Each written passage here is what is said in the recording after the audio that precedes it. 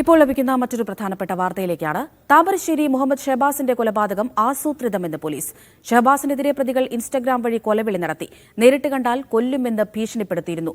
നഞ്ചക് ഉപയോഗിച്ച് മർദ്ദിക്കുമെന്നും പ്രതികൾ ഭീഷണിപ്പെടുത്തി. ദൃശ്യ പുതിയടത്ത് വിവരങ്ങൾ നൽകും. ദൃശ്യ, ഇപ്പോൾ ഈ കൊലപാതകം ആസൂത്രിതമാണ് എന്നാണല്ലോ പോലീസ് പറയുന്നത്. എവിടെ നിന്നാണ് അതിനുള്ള തെളിവുകൾ പോലീസിന് ലഭിച്ചത്? നേരത്തെ മെറ്റോഡ് ഉൾപ്പെടെ വിശദീകരണം പോലീസ് ചോദിച്ചിട്ടുണ്ടായിരുന്നല്ലോ.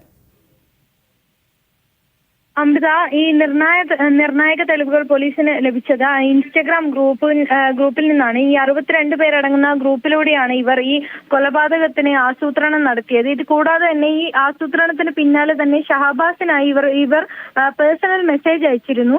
കൊല്ലുമെന്ന് ഭീഷണിപ്പെടുത്തി തന്നെയായിരുന്നു മെസ്സേജ് അയച്ചത്. നഞ്ചക്ക് ഉപയോഗിച്ച് മർദ്ദിക്കുമെന്നും പ്രതികൾ ഭീഷണിപ്പെടുത്തിയിരുന്നു. നേരിട്ട് കണ്ടാൽ കൊല്ലുമെന്നായിരുന്നു ഈ പ്രതികളുടെ ഭീഷണി.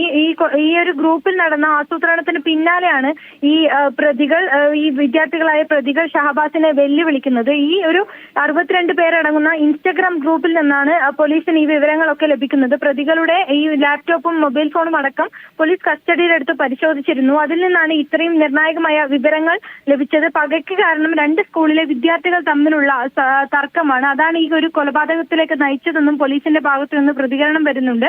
ഈ ഷഹബാസിന്റെ സുഹൃത്തുക്കളും പ്രതികളായ വിദ്യാർത്ഥികളും മുൻപും ഏറ്റുമുട്ടാൻ പരസ്പരം വെല്ലുവിളിച്ചതിന്റെ തെളിവുകളും പോലീസിന് ലഭിച്ചിട്ടുണ്ട്. അമൃത.